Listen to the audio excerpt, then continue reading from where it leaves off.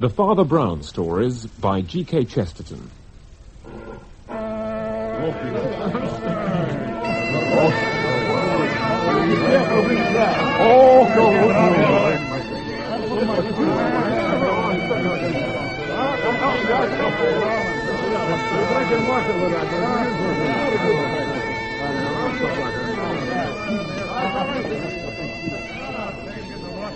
We present The Honour of Israel Gow, adapted by John Scotney, with Andrew Sachs as Father Brown.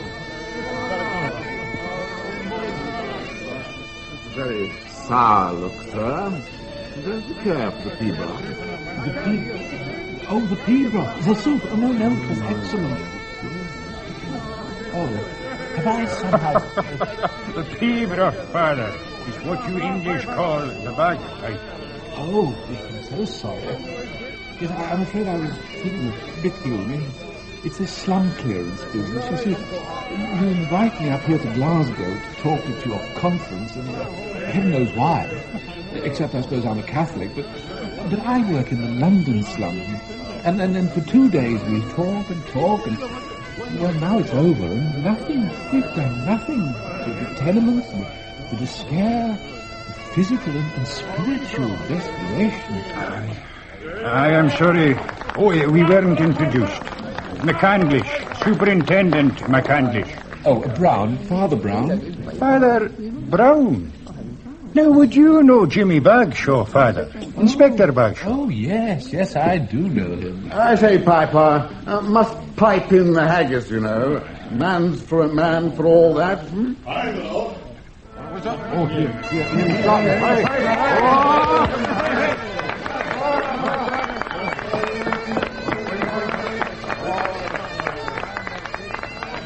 Father, you look as though you could do with a couple of days of good fresh air.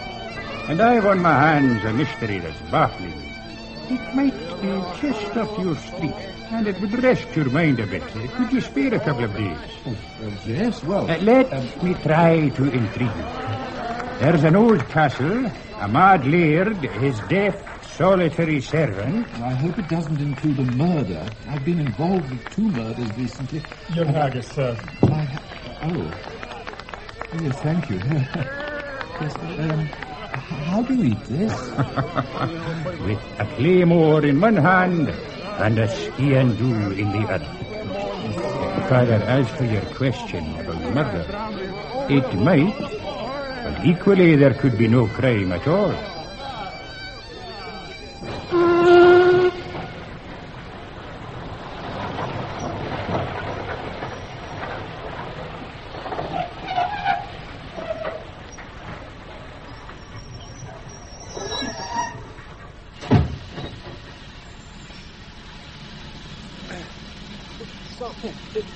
Father Brown, it is Father Brown.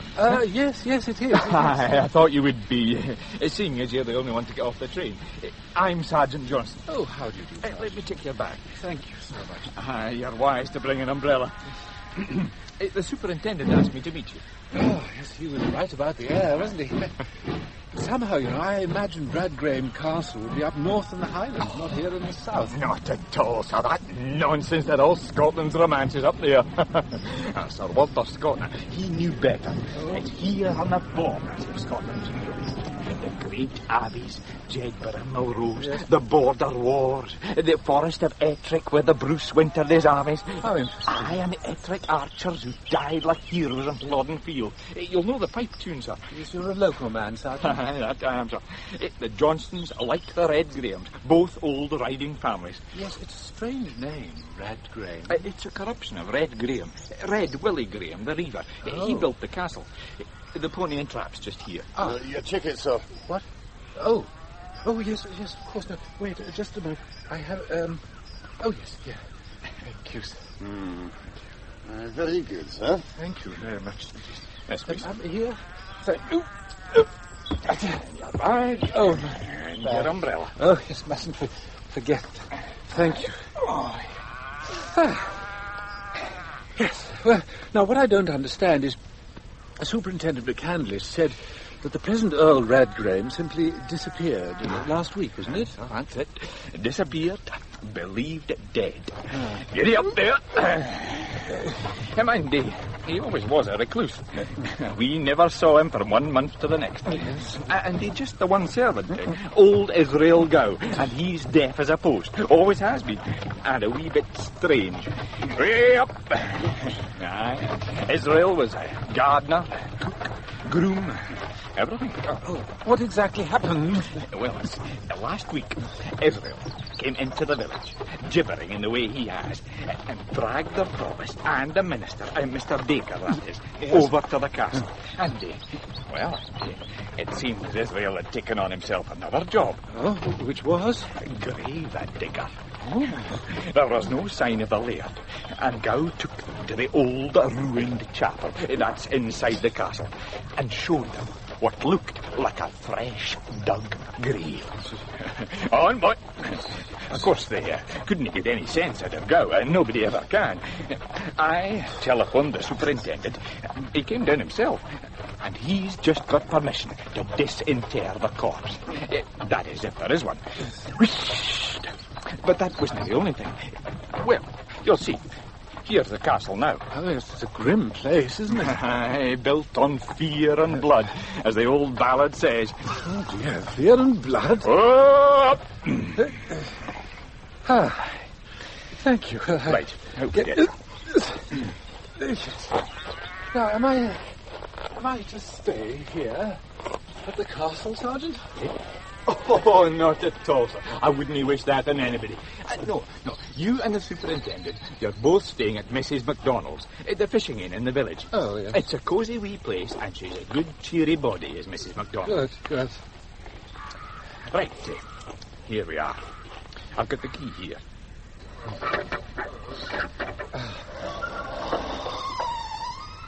Good afternoon, gentlemen. Oh, Superintendent, you're back already. Here we are, sir. One papish priest. Sergeant. Delivered as requested. Father Brown, welcome. I'm sorry I couldn't travel down with you. Oh, not at all. Sergeant Johnston here has been telling me some of the local history. Aye, he's a great man for that. And no doubt he told you that we poor Highlanders are not a patch on the covenanting lowland plain. Well, if you call these hills lowlands, I'm not sure I'd wish to try the highlands. Father Brown? Well, how strange. What, Father? I was just putting my umbrella in the stand when I saw these things. Bamboo canes with splintered tops. That's nothing, sir, compared with some of the other weird things in this house. Aye, that's very true. I just put the kettle on to mash some tea. Whilst we're waiting for it, I might as well show you some of the other curiosities. Oh, yes. We'll try the Great Hall first. Yes. Through here, Father. Thank you.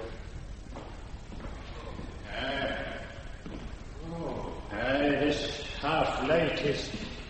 it's very scary. Say. What's this? Well, you seem to have found a geological museum here, Superintendent. All these gemstones and what have you lying about. The one thing we have discovered here, Father, is that the old laird was some kind of maniac. Oh? Here, just listen to Sergeant Johnson's list of the things he found lying about in the house. Well, we'll need a candle. You noticed the twilight early in here, with only the musket ports for windows. Have you found any candles among your oddities? Aye, as a matter of fact, we have. 25 candles, and not a trace of a candlestick. Oh. They're just behind you, sir, on the mantelpiece. Oh, I'll get them, yes. Oh, what's this little heap of brown dust? It's snuff. Aye, snuff, Father.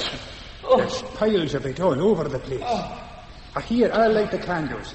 I'll stick them in these old bottles. Oh, dear. Yeah, that's it. It's a drafty old place, this. Oh. I've got the inventory here. Yes. Everything that was found, loose and unexplained, in the castle. First item. A very considerable hoard of precious stones. Yes, there's nearly all diamonds, and all of them loose, without any setting whatever. The Radgrahams would seem to have kept their family jewels loose in their pockets, like coppers. Sergeant. Second item. Heaps and heaps of loose snuff. Indeed. Not kept in snuff boxes, but lying loose on mantelpieces, the sideboard, the piano. Third item. Here and there about the house, little heaps of minute pieces of metal. Wheels, cogs and springs, as though a mechanical toy had been gutted. Fourth item. The candles, with nothing to stick them in. Of course, Father, I've got a few ideas of my own. Sergeant, the kettle must be boiling by now. Aye. Well, Father, Jimmy Bagshaw swears you have a genius for solving mysteries quickly. How was your supper, gentlemen? Oh. It was fresh out of the Graham water today. Mrs. MacDonald, that was indeed a very proper bit of poached salmon. Thank you, sir. Thank you. Aye. Poached in more senses than one, I'll be bound. Father, did you know it was written into the indentures of the castle servants that they wouldn't have to eat salmon more than 3 times a week? Because the salmon was so common then, you see. That'll do, Sergeant, that'll do. That's enough local history. I'll buy you a glass if you hold your peace. But will you take one, Father? Oh, yes, that would be very nice. Well, we'll take it in the bar parlour. Yes. This way, Father. Oh, yes, thank you. You can clear away now, Mrs. MacDonald, and thank you once again. Oh, the golden crest and teeth. You're in good voice tonight, Jimmy. I'll get the drinks. You know, Father, there's an old song about the laird's best-known ancestor. Though it's not very flattering to him. Oh, really, I'd like to hear it. Would you? Will you give us another song, Jimmy? What's that? Robbie, another glass for Jimmy. Here's the words, Mr. Johnson. A glass for the singer. What'll it be then? Jock of the side? No, Jamie. Yes, the bird, the widow's lament. And neither will her Red Willie Graham, who pays the piper. Quiet now. One singer, one song. Oh, high in a hill, Red Willie Graham. Oh, his beard, 'tis to read his red blood, her red flame. There be spear, fire, and flame, while he reaps his red gold. And with fear and with blood, builds his castle. Oh. On yourself, Jimmy. And as the green sap to the green cemetery, as the red gold to red Willie, oh, he'll bring ye barn, he'll bring ye hame, the deals in Kenner's Willie Graham. Oh, he'll bring ye barn, he'll bring ye hame, the deals in Kenner's Willie Graham. It's true they had a terrible hunger for gold, the Red Graham. What? For gold. Oh, yes. I suppose that was your idea, Johnson, the musical interlude. Oh, no, it was mine. The devil's own kin, yes. But why all the references to fire and blood?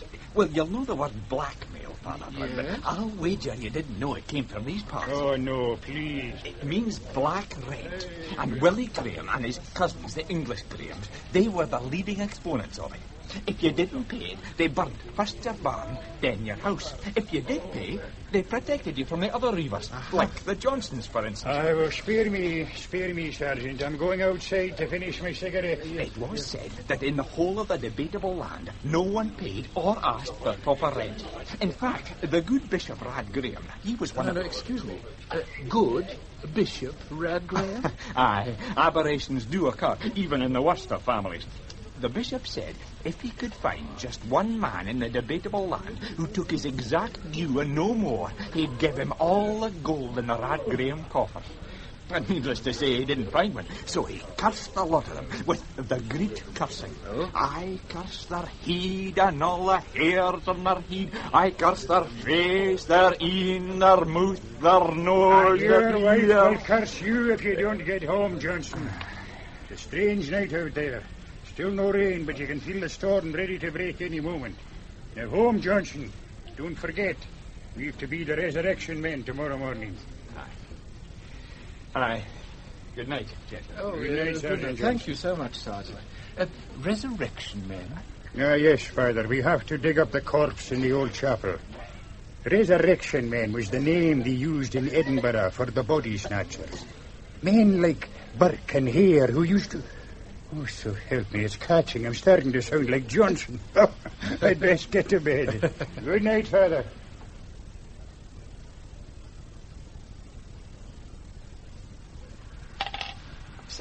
At last I've started.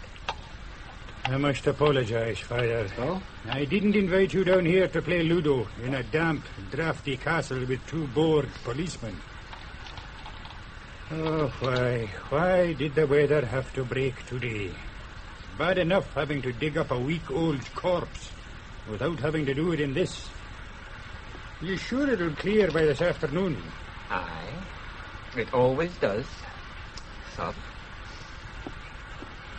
Oh, another 6. Could you not find a pack of cards anywhere in the castle, Johnson? No, sir, just the Ludo. The laird wouldn't have cards in the house. He disapproved of all forms of gaming, unlike his forebears. There. 4. Unlike his forebears? You know, he was obsessed by them, but he hated them for their evil ways. The only one he resembled was the bishop. Ah, yes. Tell me, why have we seen nothing of Israel Gow, the deaf servant? Oh, but we have seen him. He was digging potatoes outside his cottage when we came from the station. We tried questioning him by writing down the questions on a piece of paper, but it seems he can hardly read or write. Really? I wonder how his master communicated with him. How did he come to work here? That's a curious tale.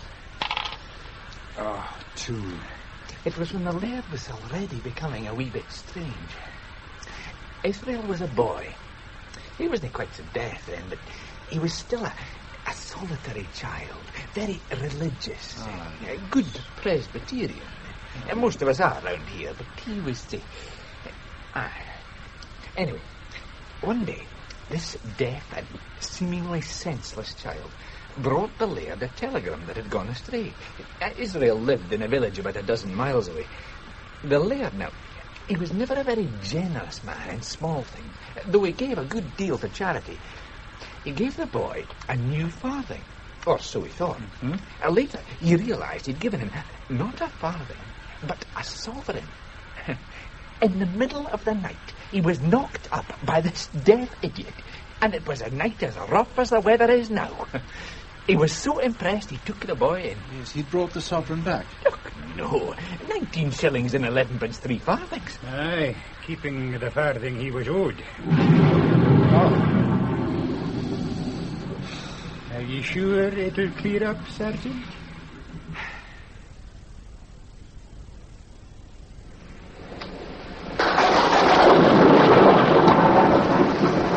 Nearly there now, sir. It's a well-made coffin, I'll give Gow that. Right, sir. I'm ready to open up. Now, here, Johnson. Let us have a swig of this first. Right. Sir. Aye, I'll have a dram. Father! Oh, sorry, I'm sorry. There's a prayer proper to these occasions. I was just reciting it to myself. Would you like a dram? Oh, no whiskey, thank you. Right. Here goes.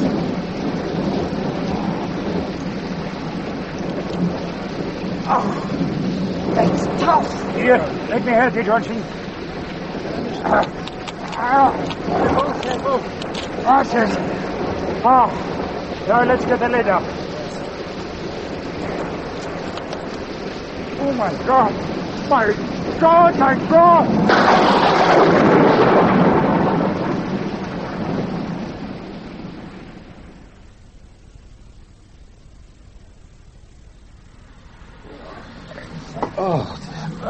Yes. Dark as hell in here. Oh, yes, sir. Some more candles. Oh, we're getting through them pretty fast. Never mind. We need as much light as we can get. I can't understand it. There was no head. Why did the corpse have no head? It certainly doesn't seem to fit into an idea I was thinking about. Now, did you say there was some evidence I haven't seen? Oh, yes, of course. Completely went out of my mind. And it's one of the reasons I asked you down. Would you show Father Brown the missals, Johnson? Aye. They're over here. Missals? A Catholic missal? Aye, Father. I thought the old fellow was a Protestant. Aye, he was. But these are rather special, you see.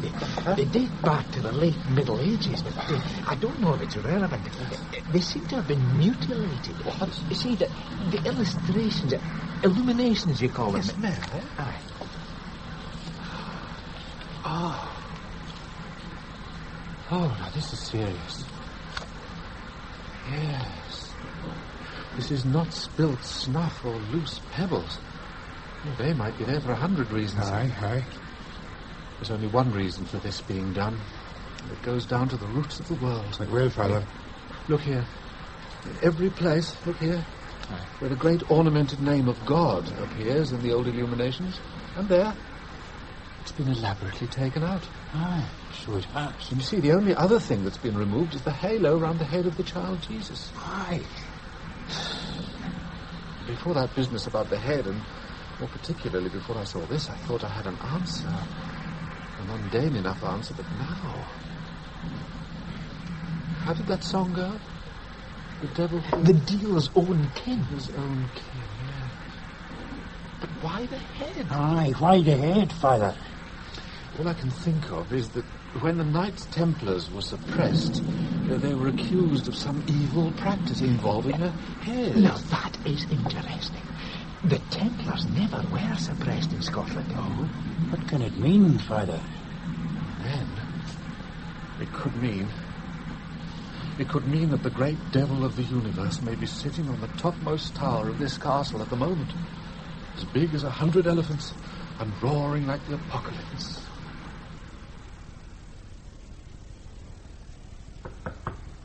Father Brown? Father Brown, are you there? Are you there? Doesn't seem like it, Superintendent. Aye, he wasn't at breakfast. You'd best use your pass key, Mrs. MacDonald. Oh, I wouldn't want... It's all right. I'll take responsibility. Very well, Superintendent.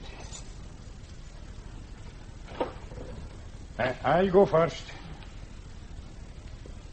Well... Sir? Come in. It's all right, it's nothing. Everything's neat and tidy. But no priest. Another mystery. Now, I must be getting to the castle for him to meet Sergeant Johnson there. If Father Brown should turn up, you'll tell him. I will. I hope he's all right. Johnson. Aye. Have you searched the castle thoroughly? Aye, sir, there's no sign of Father Brown. Where can he be? Sir, Aye. do you know anything about exorcism? Exorcism? But you don't think that... Well, what else do you... I don't know what to think, Superintendent. Look there, you see? Coming up the path. It's Father Brown. There with a bucket. Oh, for heaven's sake. Who are those two with him? That is strange. The tall man with a beard, that's Mr. Dacre, the minister, but the other fellow with him, he's Malcolm Cochrane, the piper from the village. Father Brown! Yes. Mr. Dacre! We have searched everywhere for you. We were worried sick, man. I really am so sorry. I should have thought of telling you. Well, Father would be... I'd no intention of worrying you. It's just that it's such a beautiful morning after the rain. I know you decided to go out and pick mushrooms with Mr. Dacre and Malcolm. Is that what you've got in that bucket? Hey, let's have a look. Oh, my God, what's... It's not a pleasant sight, is it, Sergeant? It's not Mr. Dacre. You see, I should have warned you. Israel Gow, he had it in his meat safe. Here, let me see. Oh, it certainly isn't a pleasant sight. Well, there's no doubt now. It's murder. Look at the state of that jaw. How did you find the head, Father? Oh, Gow told me where it was. But he told you? Oh, yes, we had a long chat. A chat? Yes, he thinks it'll be a good year for potatoes. Oh, come along, Father, a chat. Oh, I see what you mean. Yes, how did we speak? Well, with our hands. Deaf and dumb language, you see. I find it very useful in my work. It was invented by a priest, in fact. You know, you're quite wrong. It wasn't murder. The old Earl died a perfectly natural death. But what are you doing here, Mr. Dacre? Oh, Father Brown came to see me. Aye, with his grisly burden. Old Israel Gow wanted the head buried with the rest of the body. He insisted there should be a lament played. So we went and got Malcolm. If you don't mind now, I'd like to get the service over with. I have other duties today. Aye, right. This way.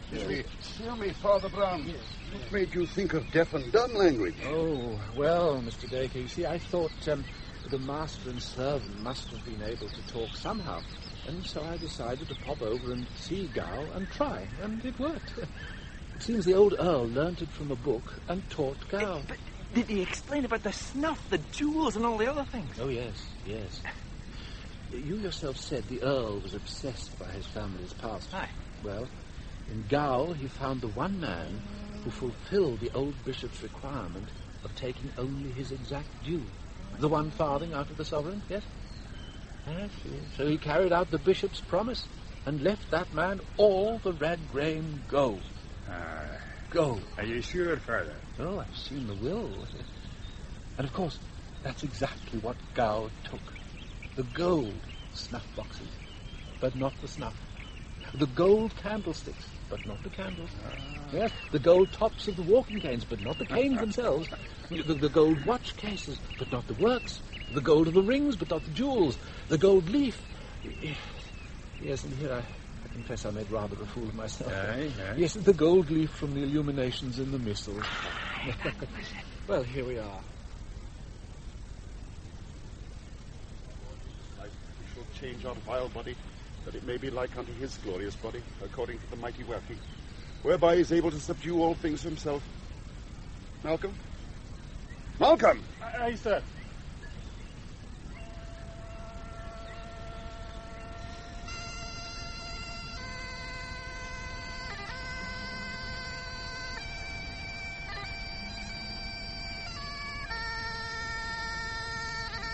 Father, I meant to ask you, why did old Gow cut off the head and remove the jaw? The Earl had a considerable number of gold teeth. Gow had to take the head home to remove them. You saw he made rather a mess of it. I'm surprised he's not here himself, Gow. Oh, no. No, when I told him there'd be 5 of us, he said he wouldn't. He doesn't like crowds. In fact, he asked me to bury the head quietly myself. I said no. Aye, Father. Well, it would be a pity, wouldn't it? When the dead are raised on the great day of judgment, if the Earl was a Protestant from the neck down and a Catholic from the neck up.